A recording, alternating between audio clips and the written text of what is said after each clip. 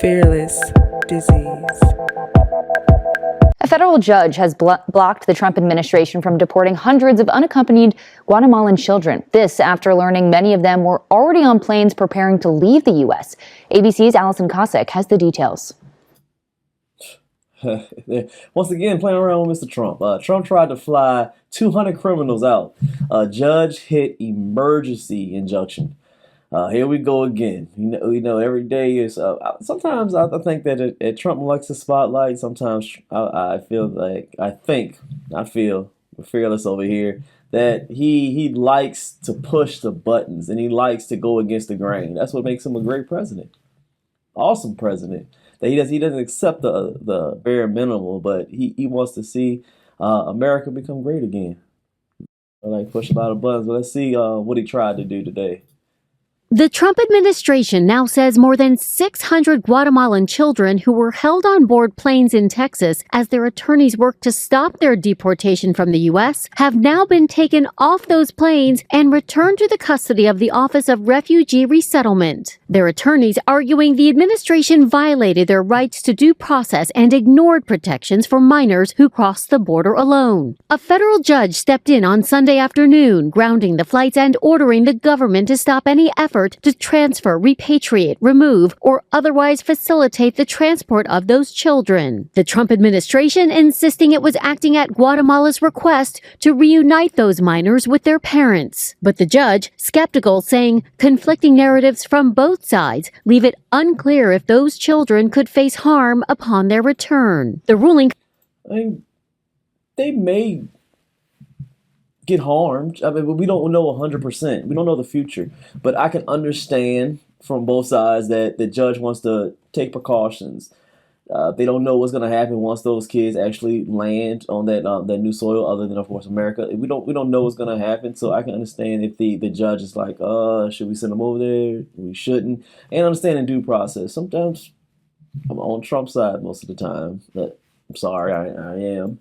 But you may be wrong on this one. You have to go through the right, steps sometimes. I understand the difference between you think you're doing something right and you may have to go around the rules sometimes, maybe. But when you're the chief, the head honcho, the chief of America, you're the president, sometimes you can be able to go around some things. They created the system as far as America, the people that are in government, and they understand all types of loopholes. So with him doing this, I'm sure he has a good idea on what he's doing, and he made the decision because this is what his job is, to make hard decisions. But of course, there's always going to be people that doesn't like his methods. The ruling comes just 2 days after a different federal judge blocked the administration's expanded use of expedited removal, calling the practice of detaining and deporting immigrants with little or no due process unlawful. In Alabama, see, I'm always up and down with this. Okay. Simple question. I mean, you're part of America. That means that when you get over here, or you are American, that means that you're under our Constitution. That means that you have to abide by the rules. You pay your taxes, and then whatever rules is under these guidelines, what we call America, you have to abide by them. But when somebody comes over from another country and then just comes over here, and of course they're illegal, which undocumented immigrant, and you say that they have to go through certain steps to go to court, to go to do this. People don't understand that takes our money from our tax dollars. So they have to pay judges, they have to pay clerks, they have to pay lawyers, everything like that. So why would somebody that's not supposed to be here, that didn't put any money into the government, we're spending our money to do some paperwork and try to see whether they're wrong or right? That's when due process, what they keep on saying, due process, it sometimes doesn't make sense. And that's one of the things we lack a lot of critical thinking. It's simple for me to break that down, but most people don't understand that they don't have a lot of common sense nowadays. That's why we're fearless over here. We speak the truth, and sometimes people don't want to understand the truth. But getting back to the due process, I don't think you should have complete due process when you're not an American. It makes no sense.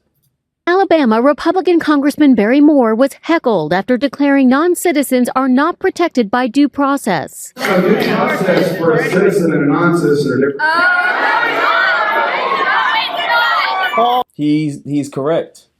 He said due process for a citizen and a non-citizen are two different things. And of course you hear people in the background, no, it's not. It sincerely is. It's two different things. It's a big difference. But like I said, common sense is not common anymore.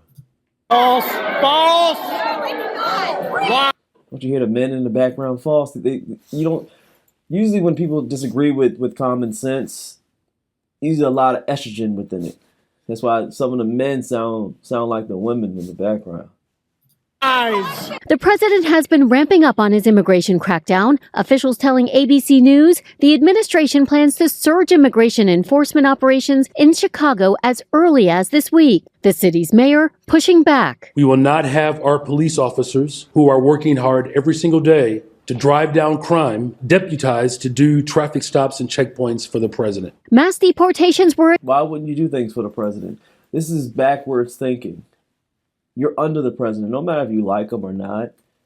When he says you have to do something within a state, you have to listen. So he doesn't want the police officers in his city, which is Chicago. I don't even want to say his name, one of the worst mayors we've seen in a long time, that he's going to stop his police officers. Well, no, he's kind of like a manager. This is the hierarchy. The president is the boss of everything, and then he has managers, which are mayors and governors when it comes to certain, of course, states.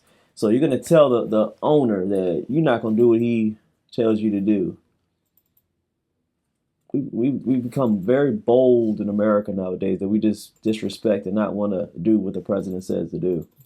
Were a key campaign promise of the president, and he is now planning on sending federal law enforcement, sometimes supported by the National Guard, to largely Democratic-run states and cities. Allison Cossack, ABC News, New York. I mean, why shouldn't he? He's already deployed the National Guard many times. He will do it again. He's going to use he's going to strong arm you every single time when you want to go against good. It's common sense. If you're not supposed to be here, then we need to go ahead and get you out of here. Let me just break inside your house and just stay in there. And then when people try to get me out, I'm saying, no, I can be here if I want to. And then I have other people helping me stay within your house.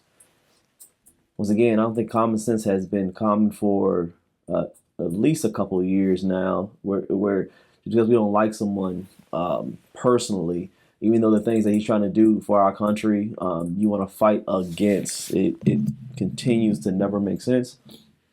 But third time I've said in this video, common sense is not common. That's the truth.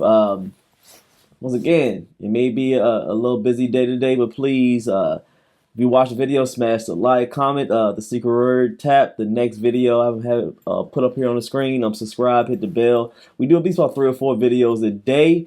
They always try to censor me, but we always, at the end of the day, gonna stay fearless. We'll see you guys on the next one.